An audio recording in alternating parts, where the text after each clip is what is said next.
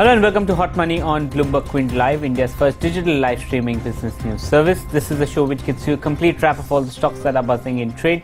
I'm Darshan Mehta. Let's welcome our experts then, Vineeta Sharma of Narnolia Financial Advisors, Vinit of Ventura Securities, and Sangeet Lakkar of Newberry Capital, who is running a little late, but he will join us on the show. Today on Hot Money, we'll discuss Bharti Airtel. The counter has been moving significantly in trade. We ask our guest what's causing the rally, and is it a stock that could be part of their portfolio. Again, cement stocks are doing rather well, especially the south-based companies. That's something that we discuss. What's happening? They have taken price rise. Whether that will sustain or no is something we'll ask. IPCA lags trading at new highs. All fears regarding what will happen as far as the US markets are now getting shunned, and the counter is doing well. And Godfrey Phillips, no doubt after that initial hiccup that came in terms of how Philip Morris is investing in India when they should not via Godfrey Phillips, those concerns seems to be out of the window, and the counter is doing extremely well in trade. So those are the stocks that we will discuss in today's trade. But the first one is Bharti Airtel. Now when everyone thought that the telecom sector is dead and there could be not more than just Jio who could play this, Bharti Airtel has sprung a surprise. It's doing rather well. I personally didn't find any news that would probably relate to this big 9-10% move that came in yesterday and another 4% move that came in today. But in the last 3 months, the counter, when the market is weak, has gained 15% in trade. So what's happening with Bharti Airtel and what's the way ahead? We'll ask our guests. So Vineet, I'll start with you. Anything, firstly, did you read anywhere or come to know of anything that could have caused this spike in price? So, it was a matter of time when it happens. Okay, so I guess when last quarter they had an ARPU of about 104, but the exit was at about 118. And if you see, their peak capex is done with. So next 2 years you are not going to see that significant capex. And what Bharti has been doing to match Jio on the tariff war is a good thing. So they maintain market share. But what they are doing is on the voice only packs, in the prepaid, wherever people were using it only as an incoming service, they've introduced this minimum billing criteria. So that erosion is leading to the ARPUs going up. So I think that's a very good strategy. And what they're saying is, out of the 700 districts of India, about 200 are the ones which are more the revenue spinners. So they are focusing their efforts. They're doing the fiber rollout fast. Okay, they expect to add about 3 to 4 crores 4G subscribers over the next 2 years. So the voice only to data pack will start moving up. So I think all this can lead to margins improving. They're at about 29-30%. I think that over the next 2 years they could possibly add 500 bips in margins, and that will lead to a re-rating of the stock. Okay, you think that the telecom space has bottomed out? Do you think that probably when people were thinking that it could only be Jio and the other two will probably won't be able to match it, you think Bharti is now up the game significantly? So telecom is going to be very intrinsic to the global economy going out into the next decade. When 5G comes in, it's going to be all-encompassing. All business models are going to change. IoT and wanting to be connected is going to be at the base of it, and all that will be delivered through the telecom networks. So to that extent, the risk of survival is not there, because Bharti is taking good care to see to it that it passes through this bad warring phase. So I think if people can take a slightly longer view of 3 to 4 years, this is one stock which you should gradually keep buying. Okay, Vineeta, what's your view? What's the sense that you've obviously your clients must have asked you what's gone in, what's happening in Bharti Airtel? It's up almost 12 to 15% in the last 2-3 trading session. It's managed to move up. What is it that you are advising them? What is the reasoning that you've given them? So there are fundraising plans for Bharti Airtel, and which is around 25,000 crore of right issue and some 7,000 crore of bonds issue. Apart from this, there are plans for the Africa business getting listed for IPO, and that is still things are not clear out there, but that's one plan. And then the Infratel share getting around 29,000 odd crore from sale of Infratel business.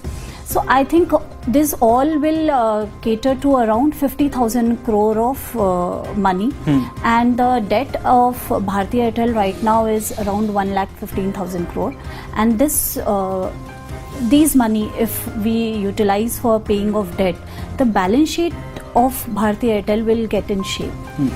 Since the balance sheet getting into shape is not a one-day affair, and it may take a structural 1 to 2 years through which these all things will come up.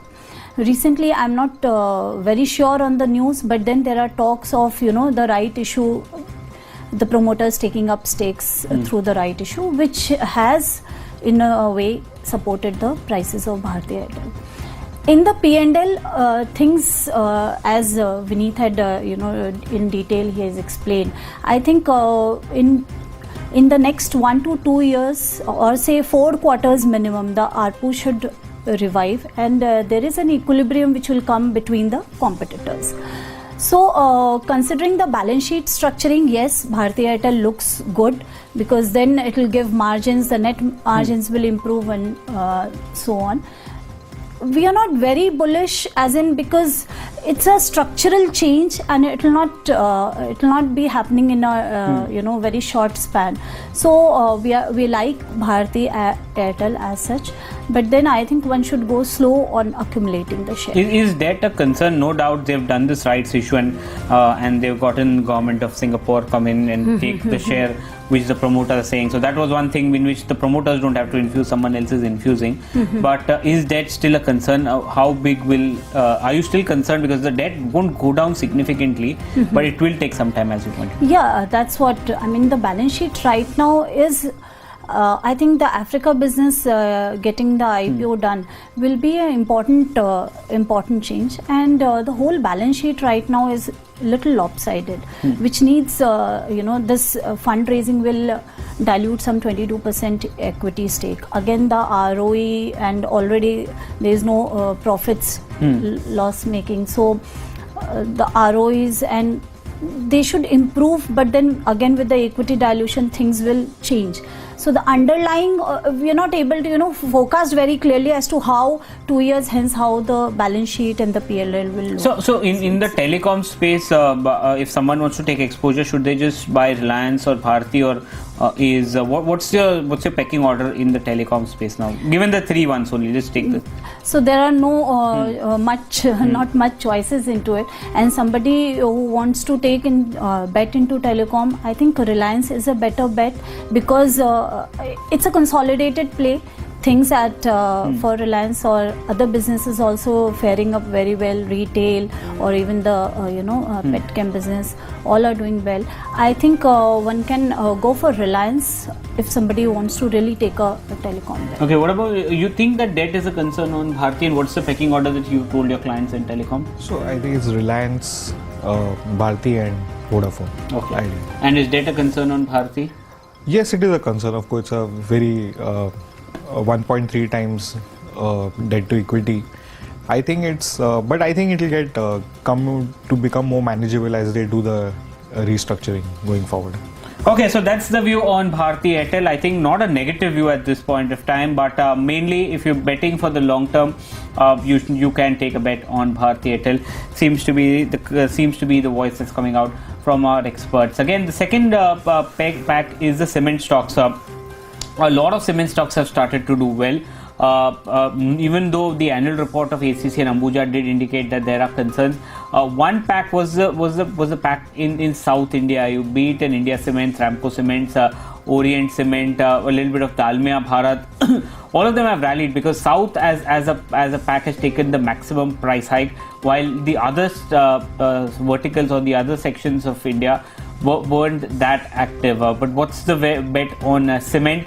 That's something that we will ask our guest. Vineeta, any of the cement stocks that you've told your clients to accumulate, and overall, what's your view on the sector? So we have been positive since the last quarter on cement, and overall, if we look at the P&L side, the P&L costs have come down. prices have risen, there are good realizations that we are witnessing, which will flow down to the EBITDA and hence the net profit margin. And if we look at the overall, I think the large cap should be doing better than the mid cap, because for the mid caps, the new capacity additions, they'll have to resolve more on the debt side, and their EBITDA to debt level is not very comfortable. So a company which is going for capex, which has funds through internal accruals, I think, and the balance sheet is already in a proper shape, they are the companies on which one can take a bet on. In the cement space, we are liking a pan-India player, which is ACC.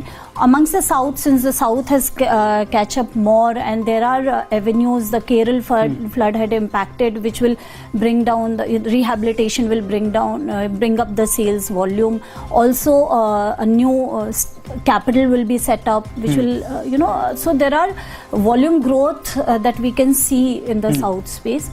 And in that space, we are liking Ramco Cement, because the balance sheet is already in a good shape, and I think there is 16 to 17% volume growth going forward. On a pan-India basis, we are still liking ACC. The valuations are cheaper than compared to other, as well as the premiumization is playing out now. And there are cost-efficient measures that the company is taking. So these are the two bets we're liking in cement. Because the annual report didn't paint a very rosy picture for both ACC and Ambuja. The master supply agreement didn't probably work out. Still, you would be hopeful just on the basis of valuation, because growth somehow doesn't seem to be coming in for ACC or Ambuja. See, the valuations, I think the way there has been a very good amount of gap between ACC and other large cap players, and I think the kind of volume growth, also the capex is being funded through internal accruals, so there are growth that you see going forward. So that overall, if you look at both the sides, I think it's a good play. Okay, what about you, Vineet? You track cement very closely. What's the shift that you've seen that's happened over the past few weeks on the cement side? Is it on the positive side or is it on the negative side? So it's definitely positive, because see, we know with the suppressed price we had very strong volume growth, and with the pricing growth now coming in, although the volumes might taper off a bit, but net it's a gain. The environment is very benign on the cost front. Prices are down, and this will all pass down to the bottom line. And with these prices sustaining, bulk of last year had been low. So with the pricing sustaining, and we expect one more price hike coming through, that can lead to a significant positive impact on the profitability. So that's the view that's coming in. And which are the companies that you're like in the cement space? What are you pushing to clients? So in the small cap space, we like Deccan Cement, which is a very focused play on the micro markets of Hyderabad and neighboring region. It's on the EV per ton is one of the cheapest. They are not doing any expansion, so it should generate throw up a lot of cash, and it's a perfect candidate for a buyout. So we like that stock. It's going very cheap. It's 5 times EV by EBITDA, about 35 to 37 dollars EV per ton.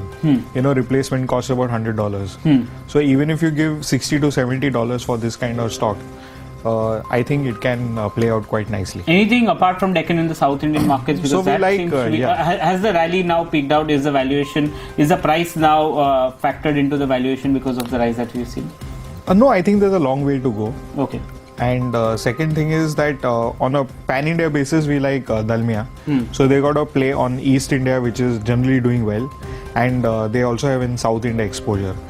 So these two are our preferred plays for the cement. Sangeet, we were just discussing on the cement sector, especially the South India based companies. Have you been recommending cement as a theme to your clients? And if yes, which are the stocks that you believe could be a long-term bet at this point? Yeah, so I think cement is a good space to be in now because you have two levers simultaneously playing out. One is the demand outlook being strong and not major capacity additions coming through. and with the capacity utilization inching up to 80-85%, I think there's a pure operating leverage coming from a lot of these companies. Now, if you talk region specific, I think the south-based players have seen a surge in their prices, but largely that was because of an aberration in the price correction last year, because of the sand mining and issues of that nature. So I think now it's kind of a normalized price pan-India. Amongst the players, I think I still prefer Dalmia Bharat, as Vineet mentioned, amongst the east and the south focused players. I think Shree Cement could also be a tactical play because there are not much capacity coming in the north. And you'll also have some levers with the Pakistan issue, because that import of cement is now stopped. So that also is helping in the pricing bit. In the small cap space, I think I prefer Orient Cement, which is again a niche player, and again I think the prices are up in last 15-20 days. And that's also it has exposure to South India. That's also beneficial. Sort of South and West. South and West. Okay, so that's the view that's coming in on cement. And before I move to the next stock, we also spoke about Bharti Airtel. Sangeet, are you recommending, because the counter has been rather active, the rights issue did happen, I think the stabilization in the telecom market, is that something that you've recommended to your clients? Yes, definitely. I've been very positive on telecom throughout the year. It's only now that the thesis is being playing out. I think more important is the supply side. I mean, you have just three players, a three-player market serving 120 crore consumer, and I don't see a likelihood of fourth player coming anytime in near future. And ARPUs have to normalize. I think maybe post-election you will see a round of ARPU spiking up. And with the fundraising which Bharti has announced, I think it gives a lot of comfort in terms of capital raising. One is the rights issue. They also have Africa IPO lined up. Then the fiber assets monetization. So that I think they are fairly capitalized to take on any competition or any predatory pricing coming, even sustaining for a longer period of time. Okay, and what's the pecking order in telecom? Would you play Reliance, Bharti or Idea? What's the top bet that you would take? I would definitely go with Bharti, followed by Idea, and then maybe Reliance, because Reliance is not a telecom play as such. Okay, that's the view that's coming in on the cement pack as well as Bharti. The next stock we want to discuss is Ipca Labs, and when people thought that in 2015 they got the US FDA import alert, things went bad for 2 years. Now the counter has managed to rebound almost to almost record highs in trade. The management talking and giving indication that they're looking at other areas. It's up 36% this in the last 12 months. They've spoken about how they plan to build the domestic business, how they see the tender business coming back to them. APIs, they are saying that the generics business in Europe probably will actually move up. And if you want to read more, we've written an article that's on our website BloombergQuint.com, what the management is betting on. But we'll ask our guests what they believe is the rally here to continue, or is that something that they would not advise. Vineet, Ipca Labs, you think that they are out of the US is no one's building in the US business, so if that comes in probably could be a re-rating. But the other things that they've done, the numbers have shown that they have started doing well. But do you think that it's in the price, or is there more point for rally? I think it's there in the price. The price has moved ahead of the fundamentals, and I don't expect any correction of sorts to happen, because there are significant growth levers out here. So if the US business, which is expected to come through, if they get the EIR now, then it will be very positive for them.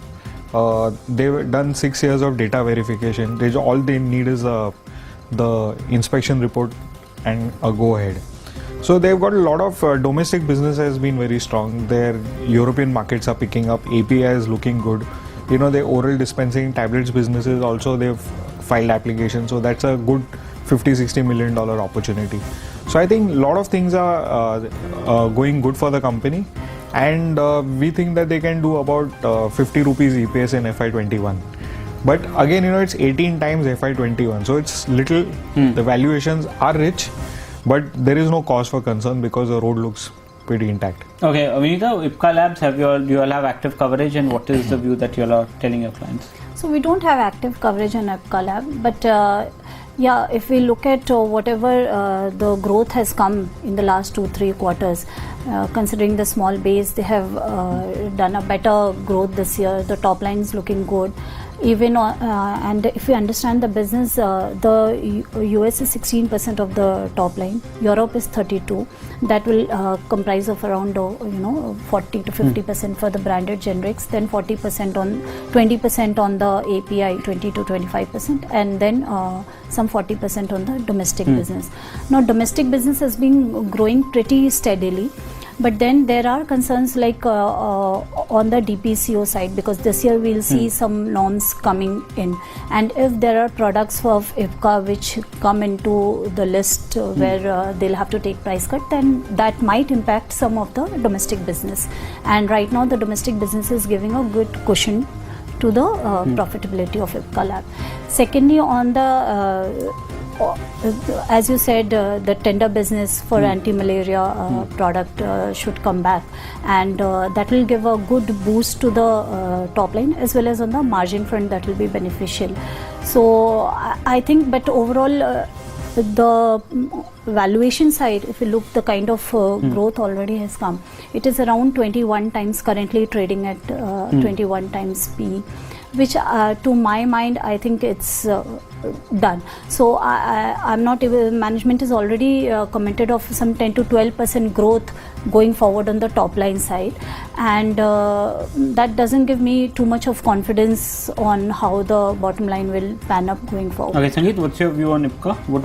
So no real view as such, but I think they are grappling with the US FDA issues. Once that gets cleared, then it may warrant a relook, because valuations are rich, still trading at about 18 times and trading at 52-week highs. And when you have in the sector other companies which are trading at very, very reasonable valuations, so as such I'm very positive on the sector, but no real conviction on IPCA per se. Okay, that's the view that's coming in. And the final stock we want to discuss is Godfrey Phillips, and that counter has had a massive rally. It's trading at new 52-week high. What seems to have happened, and what's the way ahead? That's something that we'll ask. Sangeet, I'll come to you. Not enough coverage or talks on Godfrey Phillips as such, but you have a view on Godfrey Phillips as such? So I'm a little neutral. I mean, the cigarette business is firing on all cylinders. I mean, there was a volume growth of 9%. The market shares have increased to about 12%. But the only concern for me is their capital allocation policy. I mean, what they are doing is investing their surpluses, their free cash flows from cigarette businesses to the convenience stores. They are launching the TFS, which is the 24/7 store, kind of similar to 7-Eleven. What it is being contemplated. I think that's going to be a very difficult business for them to get a significant market share. Valuation looks to be reasonable even at the current value, and I think they came out with a clarification also, which the street was worried about regarding the investigation about the FDI investment. So I think that point is taken care, and that's why you saw a big jump yesterday. But I still remain very concerned with their non-cigarette portfolio. So that what keep me away from the stock. Okay, that's the view that's coming in on Godfrey Phillips. What about you, Vineeta? So the top line is around 9 to 10%, and there has been good amount of margin growth in the company on the EBITDA level, as well as the net profit margin, which has flowed from the gross margin side. And in the last 2 years, from 18 to 19 only, if we see, the net profit margin has surged up from 7% to around 11%. So the ROE, this takes the ROE from 9% to 12%, and considering the valuation that is running right now, 2.1 times price to book, looks reasonable for Godfrey Phillips. The concern is this 11% has been after the 3 years of struggling. So if you look at the margin chart for Godfrey Phillips, it has been very fluctuating. So we cannot take a call as in this kind of margin and profitability will be a structural thing for Godfrey Phillips, since it's not in my coverage, so I don't have a detailed view on it. But yeah, the historically, if we see, 11% margin the company used to command some 3 years back, and from there they came down to 6% odd. So that keeps me a little worried on how the P&L will pan out. Balance sheet, one concern that Sangeet pointed. Secondly, overall the balance sheet doesn't look there is no not much of a problem in the overall balance sheet. So ROE moving up from 9 to 12 will certainly take the valuations little higher, but I'm not very sure on how the PL will play out. Okay, what about you, Vineet? So we don't track this stock, but if you just do a preliminary analysis of quarterly results, I think we are headed for a blowout quarter in Q4. Okay. So I think overall for the full year, the company might do about 250-260 crores of PAT, and that can serve as good capital for their slated expansion into diversification into the retailing business. But they do not have any prior experience. 24/7 stores in India is a novelty. So it will be a very upmarket kind of venture, if at all. And we need to see how the profitability will pan out. Okay, so that's the view that's coming in on Godfrey Phillips. I think it's a wait and watch approach that we need to watch for Godfrey Phillips. But that we are completely timed out on this edition of Hot Money. Many thanks to all of my guests. Vineet, thanks so much for coming in. Vineeta, Sangeet, thank you so much for coming in. Ask PQ comes up next. Stay tuned to BloombergQuint.